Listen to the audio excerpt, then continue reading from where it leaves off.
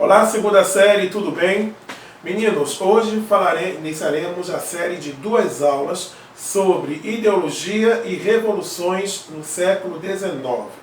Veremos, por exemplo, quais foram as principais correntes ideológicas que surgiram no continente europeu naquele período. E veremos também quais foram as consequências imediatas à queda de Napoleão Bonaparte lá na França. Então, vem comigo, vamos começar a aula de hoje. Vamos lá. Vocês viram isso no ano passado, quando nós estudamos na primeira série do médio a respeito das revoluções industriais. Falamos sobre a Revolução Industrial, a primeira Revolução Industrial que aconteceu na Inglaterra no século XVIII, e também abordamos a chamada Segunda Revolução Industrial, que começou também na Inglaterra, só que se estendeu por vários países do mundo, como por exemplo, se estendeu para a Espanha, chegou a recém-unificada Itália, recém-unificada Alemanha, atravessou o Atlântico, chegou nos Estados Unidos e depois cruzou meio mundo para chegar no Japão, formando assim os países que nós chamamos de países de industrialização clássica. O que é que a Revolução Industrial tem a ver com o pensamento ideológico no século XIX? Nós vimos que uma das consequências diretas da Revolução Industrial foi o aumento da desigualdade social. A Revolução Industrial fez com que o dono do meio de produção ele pudesse fazer de tudo para poder maximizar os seus lucros, mesmo que isto significasse prejudicar o trabalhador, prejudicar aquele que trabalhava nas fábricas. Lembrem-se que também nós falamos de que com a Revolução Industrial houve um divórcio ou uma separação entre aquela pessoa que era dona do meio de produção e aquela pessoa que contribuía com a força de trabalho. Enquanto no trabalho manufaturado e no trabalho artesanal, o artesão e o dono da máquina de tear movida à propulsão humana, ele era ao mesmo tempo a força de trabalho e era o dono do meio de produção.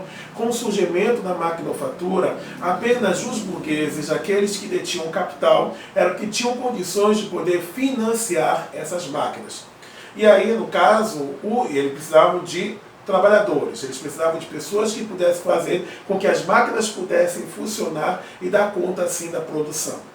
E aí nós tivemos o surgimento da classe proletária, a classe do operariado, e tivemos o recrudescimento da chamada classe burguesa, que se tornou a detentora dos meios de produção, e o proletariado simbolizando aqueles que tinham e contribuíam com a força de trabalho. E aí o resultado dessa exploração do homem pelo homem fez com que não somente aumentasse a desigualdade social, mas contribuiu, por exemplo, com o achatamento dos salários, com as péssimas condições de trabalho e condição de vida desses trabalhadores. Isso fez com que vários filósofos, vários pensadores tentassem encontrar uma alternativa ao sistema capitalista industrial que havia sido instalado na primeira Revolução Industrial do século XVIII.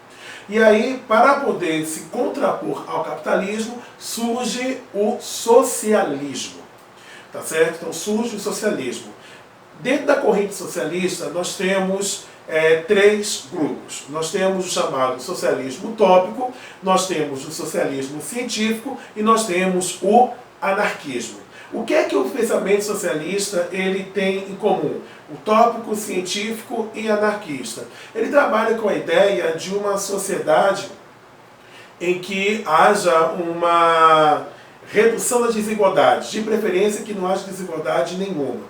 No caso da sociedade utópica, o socialismo utópico, ele trabalha com o conceito de que é perfeitamente possível o surgimento de uma sociedade ideal, onde as pessoas elas passem por cima das diferenças, onde elas passam a buscar interesses em comum, que venham beneficiar a coletividade, que venham beneficiar a comunidade, a busca do bem comum.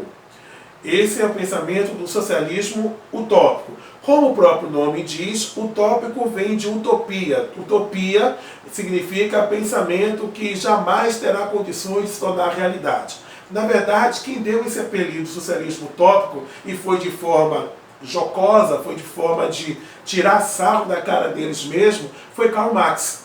Porque Karl Marx acreditava que o socialismo proposto, por exemplo, pode passar, Mariana. Proposto, por exemplo, por Robert Owen, Charles Fourier e Saint-Simon, esses pensamentos, essas ideias, elas não tinham condições nenhuma de se tornar realidade. E aí você diz assim, mas professor, por que Karl Marx ele criticou tanto o socialismo utópico? Porque tanto Owen, quanto Fourier, quanto Saint-Simon, eles acreditavam numa possibilidade de conciliar o capitalismo, o sistema capitalista, como um sistema de igualdade social.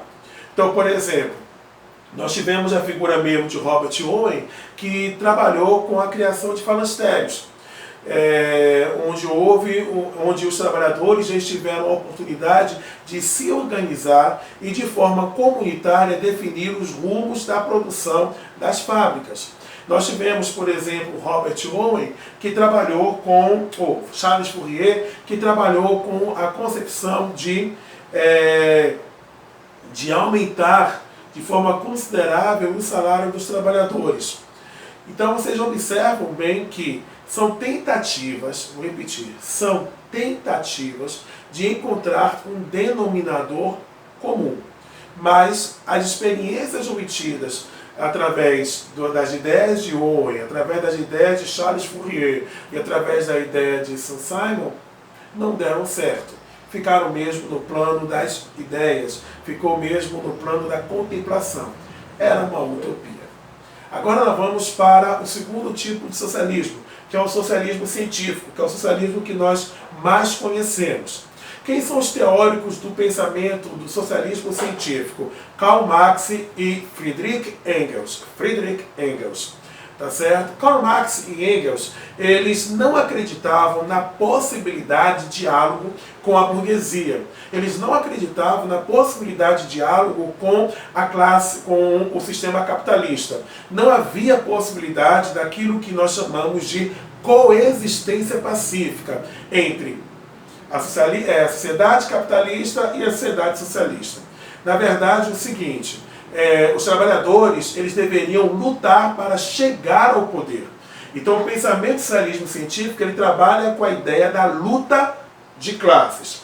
Acreditava de que os trabalhadores eles deveriam se organizar e já tinham surgido já os primeiros sindicatos no início do século XIX na Europa. E os trabalhadores devidamente organizados, eles iriam lutar, pegariam em armas para poder assumir o poder, para retirar a burguesia do controle político do Estado, do controle político daquele país. E assim que os trabalhadores, assim que os proletários, eles assumissem o poder, eles iam instalar uma ditadura, que Karl Marx chamava de ditadura do proletariado, sob a liderança de quem? Sob a liderança do chamado Partido Comunista. Sob a liderança do Partido Comunista. Seria justamente esse Partido Comunista que representaria todos os trabalhadores, que seriam trabalhadores não somente da indústria, os chamados proletários, mas também a atividade camponesa, também a questão dos camponeses, que se uniriam à agricultura e indústria, eles se uniriam para poder governar o país e implantariam as ideias socialistas. Lembrando, segunda série, uma coisa que eu sempre falei para vocês, socialismo ele é o caminho, prestem bem atenção. Socialismo é o caminho, o comunismo é o objetivo, é o fim. E o que seria o comunismo? Uma sociedade sem classes sociais, uma sociedade totalmente igualitária.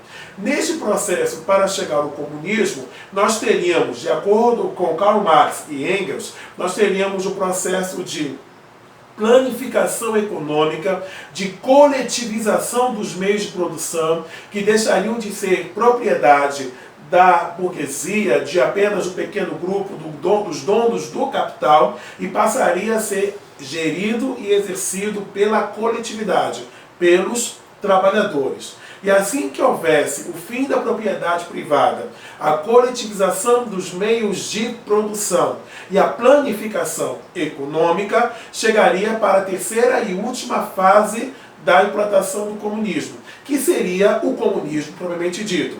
Seria o fim das classes sociais e o fim do Estado. E é isso que nós temos como um dos pontos de diferença em relação ao pensamento do socialismo utópico. Em nenhum momento, Charles Fourier e outros pensadores utópicos, eles pensaram ou cogitaram na possibilidade do fim do Estado. Agora, Karl Marx e Engels, eles afirmavam que o Estado ele deveria ser extinto.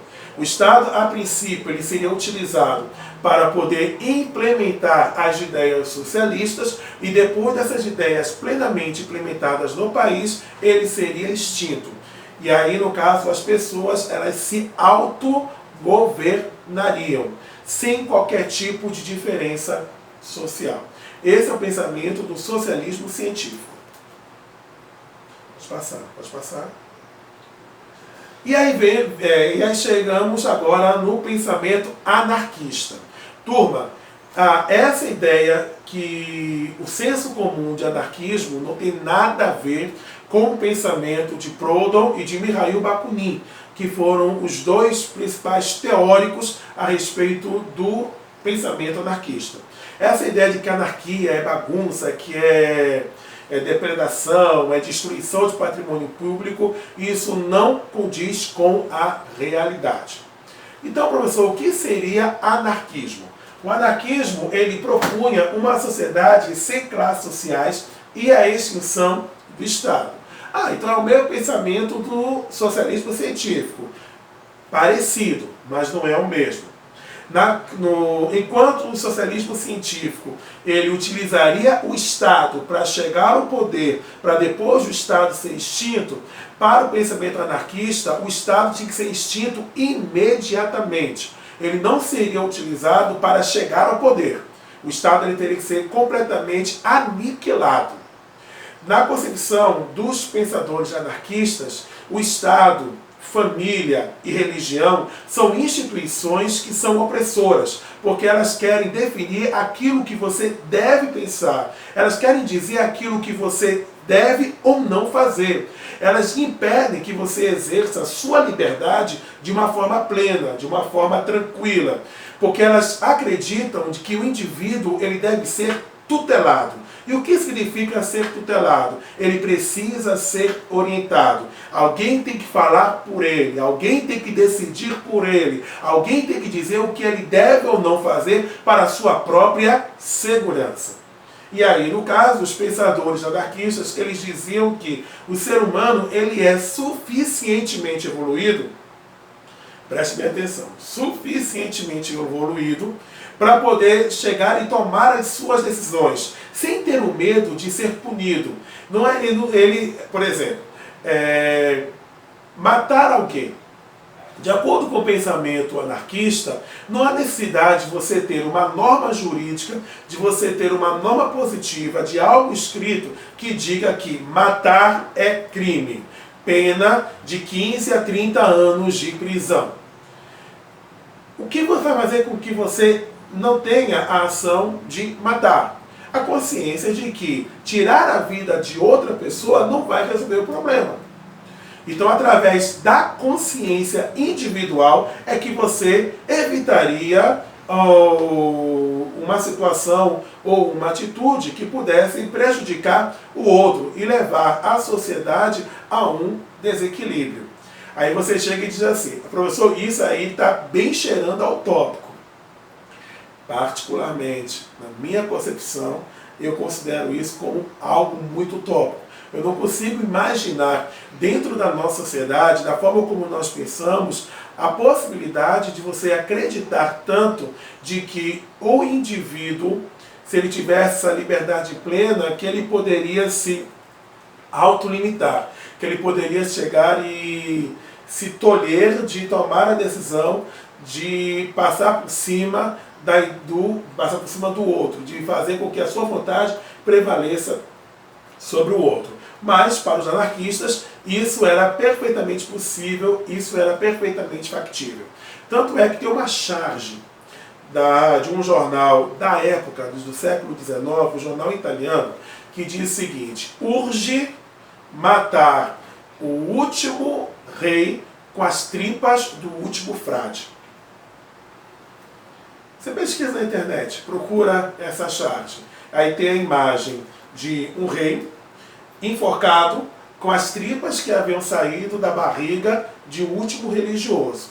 Essa charge é uma charge anarquista que criticava ferreamente a igreja, porque a igreja ela impõe ideias, ela impõe concepções, ela impõe comportamento, ela diz o que você pode, o que você não pode fazer, e se você quer ir para o céu, ou quer ir para o paraíso, a depender do seu pensamento, da sua crença religiosa, você é obrigado a seguir determinadas regras. E preste atenção, cá entre nós, muitas dessas regras, elas não vão contra aos nossos instintos, contra aquilo que nós temos inclinação para fazer. Então, criticando justamente o Estado, criticando justamente a igreja, o pensamento anarquista, ele trabalha com a ideia da liberdade total. É também o anarquismo que vai trazer a ideia, segunda série, vai trazer a ideia do terrorismo de Estado. Ou seja, para que se possa enfraquecer as instituições estatais, você deve utilizar os meios da violência. Então, os primeiros atentados terroristas, os atentados contra a instituição estatal, elas surgem no século XIX por pessoas adeptas do pensamento anarquista.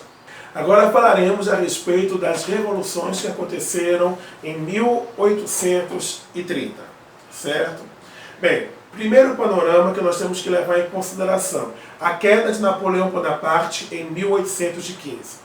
Nós estudamos no início dessa etapa a respeito do período napoleônico. Falamos, na verdade, sobre a Revolução Francesa, vimos todas as etapas da Revolução Francesa, vimos o período do terror de Maximilien Robespierre, vimos a queda de Robespierre, vimos a ascensão de Napoleão Bonaparte, o período áureo da era napoleônica, quando nós tivemos a decretação do bloqueio continental contra a Inglaterra, que levou, por exemplo, a família real portuguesa, Dom João, juntamente com seus familiares, a virem para o Brasil, que precipitou ou acelerou o processo da nossa independência política, e vimos como foi que Napoleão Bonaparte caiu. Com a queda de Napoleão Bonaparte, quando ele foi derrotado na Batalha de Waterloo, em 1815, nós tivemos a implementação das ideias da chamada Santa Aliança, que também já falamos a respeito disso em sala de aula. A Santa Aliança, só para poder recapitular, foi um acordo político-militar firmado entre vários países que haviam lutado contra a França napoleônica. E ele era baseado no princípio da legitimidade e da restauração. Ou seja, no caso, os países que haviam sido atingidos pelas invasões napoleônicas ou que haviam sofrido a influência da Revolução Francesa, e com isso haviam mudado de regime, eles deveriam adotar o regime anterior à Revolução Francesa, aos chamados regimes legítimos. Legítimos, entre aspas. Então foi assim que permitiu, por exemplo, que a dinastia Bourbon, que era a família que reinava na França até a Revolução Francesa, família de Luís XIV, de Luís XV, essa família pudesse retornar ao poder. E aí nós tivemos a ascensão de Luís XVIII, que assumiu o trono na França.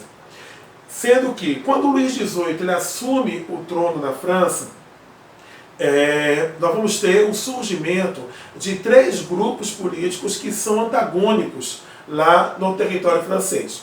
Vamos ter o grupo dos ultrarrealistas, que eram ligados a Luís XVIII, que tínhamos o Conde de Arrois, quase não saiu o nome do cara, Conde de Arrois, como um dos principais expoentes, dos principais líderes desse movimento ultrarrealista, que tinha como propósito e objetivo o retorno do absolutismo monárquico.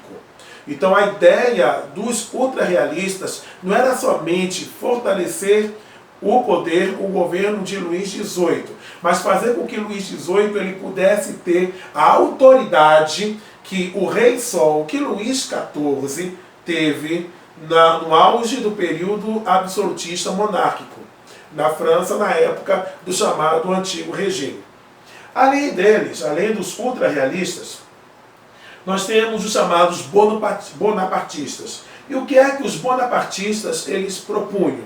Eles propunham a volta de Napoleão Bonaparte ao poder.